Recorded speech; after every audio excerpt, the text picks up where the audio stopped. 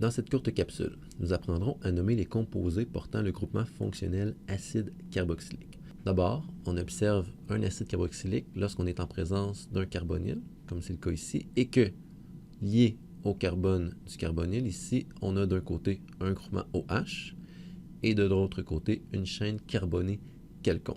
Donc, ces deux conditions doivent être respectées pour être en présence d'un acide carboxylique. On voit ici un exemple justement d'un acide carboxylique. Ici, on peut noter qu'on est en présence d'une chaîne principale à 4 carbones qu'on nomme normalement butane. On est aussi en présence évidemment du groupement fonctionnel acide carboxylique à droite.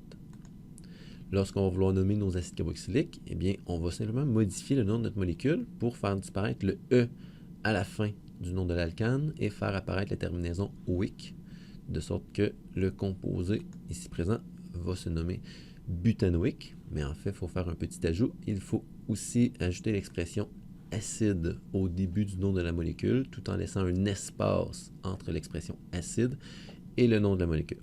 Donc, le composé ici à gauche va se nommer acide butanoïque. Fait important, on ne nommera jamais la position, ou on n'indiquera jamais la position du groupement acide carboxylique lorsqu'on va nommer la molécule. Pourquoi? Parce que par défaut, là, un acide carboxylique va toujours être en position 1, parce qu'il doit être la fin de la chaîne, parce que comme on a un oxygène ici, la chaîne principale ne peut continuer. Donc, comme l'acide carboxylique va toujours être en position 1, eh bien, on n'indiquera jamais la position lorsqu'on va nommer la molécule. Qu'advient-il si, dans notre composé, il n'y a pas un groupement acide carboxylique, mais plutôt deux groupements acide carboxylique, comme c'est le cas ici? Donc, dans l'exemple précédent, on avait un acide carboxylique et la molécule s'appelait acide butanoïque. Maintenant, lorsqu'on va avoir deux groupements acide carboxylique, on va encore débuter par acide. Ensuite, on va nommer le nom de la chaîne principale. Ici, on a une chaîne à 4 atomes, donc une chaîne butane. Mais ensuite, on n'indiquera pas oïque, mais plutôt dioïque. Donc, évidemment, le di fait référence au fait qu'il y a deux acides carboxyliques. Et en plus de ça, ici, là, notre spécial, on va rajouter le E qu'on enlève habituellement. Donc, normalement, on ne devrait pas mettre le E ici à la fin de butane. Mais pour un souci de prononciation, à chaque fois qu'on va faire apparaître le di, ici, pour témoigner de la présence de deux acides carboxyliques, il va aussi falloir faire apparaître le E à la fin du nom de la chaîne alcane. Le composé ici présent se nomme acide butane dioïque. Pour être certain qu'on comprend bien les règles de nomenclature des acides carboxyliques, on va voir deux derniers exemples.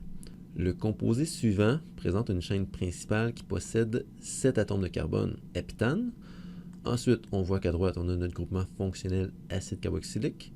En plus d'avoir à gauche un fluor qu'on nommera fluoro et un groupement ici en position 5 qu'on nomme méthyle. Donc encore une fois, on a indiqué la position 1 où on a accordé la position 1 au carbone de l'acide carboxylique. Alors, si on veut nommer la molécule, on va toujours indiquer acide pour débuter et ensuite on va nommer tous les groupements qu'on nomme au début du nom. Donc 7-fluoro-5-méthyle, heptane, oïque. Finalement, nous verrons un dernier exemple ensemble. On a ici une molécule dans laquelle la chaîne principale est une chaîne à 8 atomes de carbone qu'on va nommer octane. En plus de ça, on voit qu'à gauche, on a un groupement fonctionnel acide carboxylique, en plus d'un groupement alcool et d'un groupement cétone en position 6. Donc ici, ça va être important d'identifier le groupement prioritaire. Puis dans ce cas-ci, le groupement prioritaire est l'acide carboxylique, ce qui veut dire que pour l'alcool et l'acétone, on ne les nommera pas en utilisant les suffixes, mais plutôt les préfixes. Pour l'alcool, le préfixe qu'on va utiliser est hydroxy, et pour l'acétone, le préfixe qu'on va utiliser est oxo. Ce qui veut dire que pour nommer la molécule, eh bien, on va toujours débuter en indiquant acide, on va laisser un espace, et ensuite de ça, on va nommer tous les groupements qui nécessitent d'être nommés à l'aide d'un préfixe en les plaçant en ordre alphabétique. Donc, on va nommer l'hydroxy en premier qui est en position 3, donc 3-hydroxy. Ensuite, on va nommer le oxo, donc -6-oxo. Finalement, on va nommer la chaîne principale, octane, en n'indiquant pas le E de octane pour faire apparaître la terminaison oïque qui témoigne de la présence de l'acide carboxylique. Donc, ça, c'est le bon nom pour la molécule présentée en bas à gauche ici. Et voilà, vous savez maintenant nommer les acides carboxyliques.